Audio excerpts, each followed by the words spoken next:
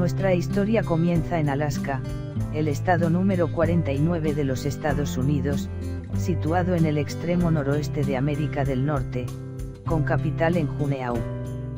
Sustituyó a Texas como el estado más grande del país y se caracteriza por su diversidad climática y por tener tierras vírgenes con gran variedad en su flora y su fauna.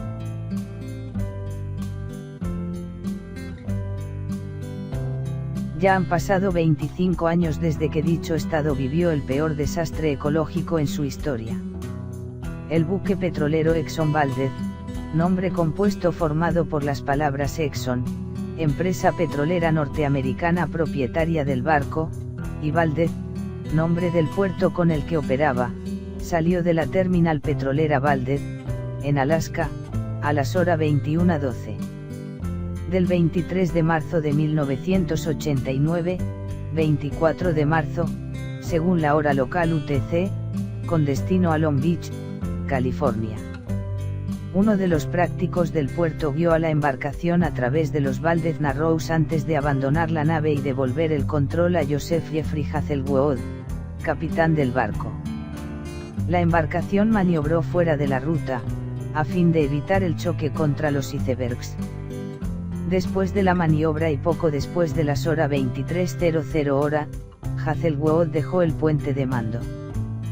Dejó al tercer oficial de cubierta Gregory Cousins a cargo del puente de mando y a Robert Kagan en el timón, pero estos dos miembros de la tripulación no habían descansado las 6 horas que son obligatorias en su trabajo antes de que comenzara su turno de 12 horas.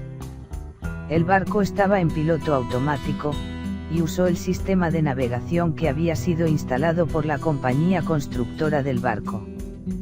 La vía de salida del barco estaba cubierta por icebergs, así que el capitán, Hazelwood, solicitó permiso de la guardia costera para salir a través de la vía de entrada. Cuando el Exxon Valdez pasó Busby Island, el tercer asistente ordenó poner el timón a estribor. No advirtió que todavía estaba conectado el piloto automático y el barco no giró. Siguió avanzando por el canal. 2 veces los vigías advirtieron al tercer asistente cuál era la posición de las luces que marcaban el arrecife, pero él no cambió ni verificó sus órdenes anteriores. Su cerebro no interpretó ningún peligro en lo que le decían. Por último notó que habían avanzado mucho por el canal, desconectó el piloto automático y se esforzó por volver a encauzar el enorme barco. Demasiado tarde. El 24 de marzo de 1989, alrededor de las horas 12:04, el buque petrolero Exxon Valdez golpeó el arrecife de coral conocido como Big Reef, situado en el Prince William Sound, en Alaska, y derramó cerca de 10,8 millones de galones de petróleo crudo, alrededor de 40,9 millones de litros. Aproximadamente 2.000 kilómetros de costa se vio afectada y con ella miles de especies acuáticas que a la fecha siguen sin reponerse de aquel fatal accidente. El buque derramó el crudo tras encallar gracias a que su capitán, Joseph Hazelwood, dejó al mando a 2 miembros de la tripulación que no habían descansado lo suficiente y el piloto automático. Un simple descuido bastó para que el barco chocara contra un arrecife liberando el crudo en la bahía. Al provocarse en una zona de difícil acceso y condiciones climáticas extremas, los obstáculos para su limpieza han sido mayores. El derrame puso en peligro a 10 millones de pájaros y aves acuáticas migratorias, nutrias, leones de mar, marsopas, ballenas y peces. Este fue el segundo mayor derrame de petróleo en la historia de Estados Unidos y el número 54 a nivel mundial.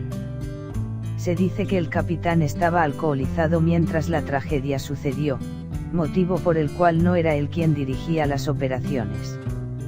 El costo de la limpieza del error del capitán fue de $2.000 millones, pero las acciones se interrumpieron en 1992. Con la falsa idea de que los restos de crudo se dispersaran al cabo de unos años se terminaron las labores y el riesgo tóxico sigue casi igual que cuando el accidente. El daño a la bahía sigue. Las organizaciones ecologistas estiman que tan solo se ha limpiado el 7% del crudo derramado. Otras fuentes sugieren que ante el desastre, se utilizaron como primer recurso para limpiar dispersantes químicos con un helicóptero con poco éxito.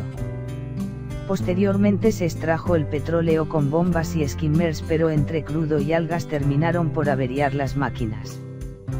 Como tercera acción se aisló el hidrocarburo con materiales resistentes al fuego y se ordenó la quema de este. Con esta acción se redujeron 113.400 litros de petróleo a 1.134. Debido a las malas condiciones climatológicas se dejó de insistir. El descubrimiento de ciertos microorganismos capaces de metabolizar y desintegrar las moléculas de hidrocarburos le evitó a Exxon una multa estratosférica.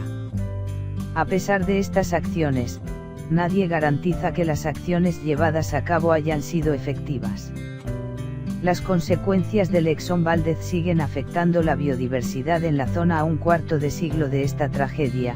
No hay quien alce la mano para manejar el tema.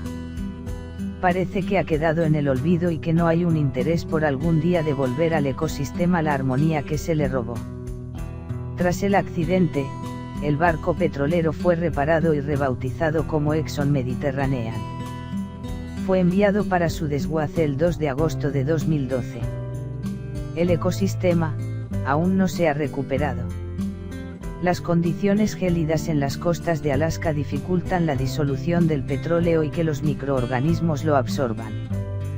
Es probable que la vida en este lugar nunca vuelva a ser la misma y no hay culpables interesados en reparar su error ni autoridades que lo exijan.